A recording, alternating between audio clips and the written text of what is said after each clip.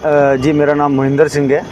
सिंह साहब, आज आप सड़कों पे आए हैं, क्या बताएं? सर, सड़कों पे हम आज नहीं आए हैं, अपने मुद्दे को लेकर के हम पिछले 3-4 महीनों से जो है सड़कों पे आ रहे हैं। हमारा मुद्दा एक सादा सा मुद्दा है, जम्मू कश्मीर पुलिस कांस्टेबल की रिक्रूटमेंट, जिसका प्रोसेस जुलाई 2024 से शुरू हुआ है और इसका एग्ज़ाम डेट भी आ चुका है दिसंबर 2024 में। अब हम लोगों की डिमांड ये तब से थी कि इसमें हमें एज रिलैक्सेशन दी जाए। क्यों दी जाए? क्योंकि रिक्रूटमेंट 2016 के बाद 2024 में हो रही है कांस्टेबल की। 8 साल के बाद ये रिक्रूटमेंट होने जा रही है और इसमें कोविड का बेनिफिट भी नहीं दिया जा रहा है, जबकि हिंदुस्तान की सारी रियासतों में और यूनियन टेरिटरीज़ के अंदर कोई भी डिफेंस को लेके, पुलिस को लेके या दूसरी रिक्रूटमेंट जो हुई है उनमें 2 साल से लेके 4 साल तक का कोविड बेनिफिट जो है वो दिया गया है। हम एडमिनिस्ट्रेशन से ये भी कहना चाहते हैं कि इसका सबूत आप हर एक स्टेट की साइट्स पे देख लीजिए, वहाँ पे बाजाबता सामने आता है। उत्तर प्रदेश गवर्नमेंट ने 3 साल की रिलैक्सेशन दी। हमारी यूटी ऑफ लद्दाख जो है, हमारी यूटी हमसे ही अलग हुए, पिछले साल रिक्रूटमेंट 2 साल की रिलैक्सेशन दी। हम एसएससी की अगर बात करें तो एसएससी में सीएपीएफ के अंदर, armed central armed police forces के अंदर, उन लोगों ने पिछली बार एसएससी ने जो है 3 साल की रिलैक्सेशन दी। रेलवे पुलिस का अभी जो नोटिफिकेशन 2024 में जारी हुआ है उसमें उन लोगों ने 3 साल की रिलैक्सेशन दी। और सारी की सारी रिलैक्सेशन क्यों दी? क्योंकि कोविड के कारण जो है सारे बच्चों का, एस्पायरेंट्स का जो है पूरे इंडिया के अंदर, वर्ल्ड के अंदर टाइम वेस्ट हुआ है। बाहर की कंट्रियों ने अपने अपने रेस्पेक्टेड कंट्रीज में दी हुई है, हमारे यहाँ नहीं दिया। अब जम्मू कश्मीर पुलिस की भर्ती जो है 2016 के बाद 24 में आई है, 8 साल के बाद। हमारी भी उम्मीद थी साहब कि इसमें जो है एज रिलैक्सेशन एडवांस में दी जाएगी नोटिस के साथ ही, लेकिन जब नहीं दिया तो हम उसके बाद लगातार मीडिया में प्रदर्शन कर रहे हैं, सरकार के पास जा रहे हैं। जब एलजी सरकार थी उनके पास भी हमने जाने की कोशिश की। उसके बाद जब सीएम साहब बने हैं, सीएम के पास हमारा डेलीगेशन किया, उन्होंने हमारा वो पढ़ने के बाद एक आश्वासन दिया कि हम बहुत जल्द इसका मीटिंग करेंगे एलजी साहब के साथ और इसका कोई आउटकम निकाल के बच्चों को एज रिलैक्स करके बच्चों को जरूर देंगे, इसमें मौका देंगे हम। लेकिन उसके बाद जो है एग्जाम की डेट आ जाती है और फिर अब डिप्टी सीएम साहब जब जम्मू आए तो हम लोग वहाँ पे भी उनके साथ मुलाकात हुई हमारी, गांधीनगर में जहाँ पे हम गए। उन्होंने, जब हम मिले उनसे पहले ही उन्होंने कहा कि ये तो सीएम साहब की कंसिडरेशन में है, ये मुद्दा कश्मीर में ऑलरेडी जो है बच्चे हमारे पास आए थे और ये मुद्दा है, हम इसके ऊपर बातचीत कर रहे हैं। कब करेंगे वो बातचीत जनाब?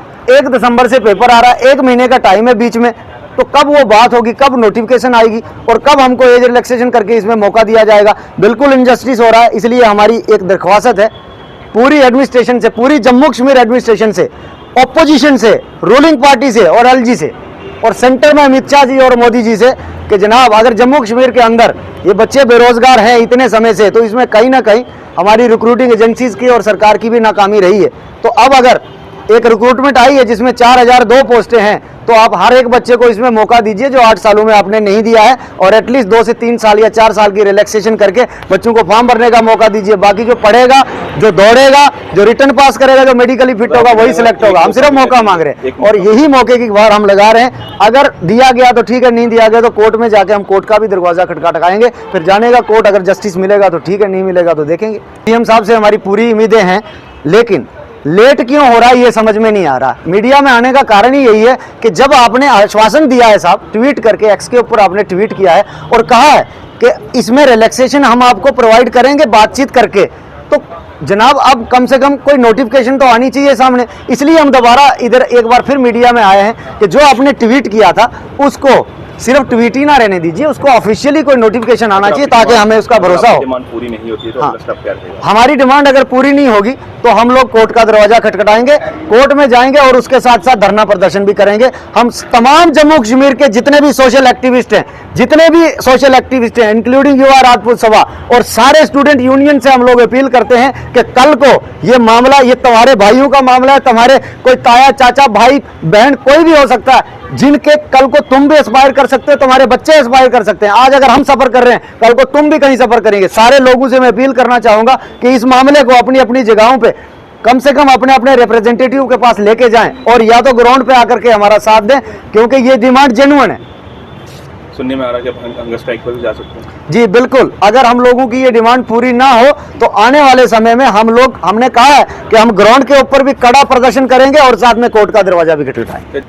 मुझे अफसोस तो इस बात का है कि एक मतलब डेमोक्रेटिक सेटअप जहां पे अब एस्टेब्लिश हो चुका है, लगभग एक चुनी हुई सरकार बन चुकी है, तो वहां पे फिर से बच्चों को फिर से ग्राउंड पे क्यों दौड़ना पड़ता है? क्यों हम लोग यहाँ पे अपने आप को मतलब एम्प्लॉयमेंट को लेके सिक्योर नहीं मान रहे हैं? इसका कारण यही है कि तवज्जो कम दी जाती है।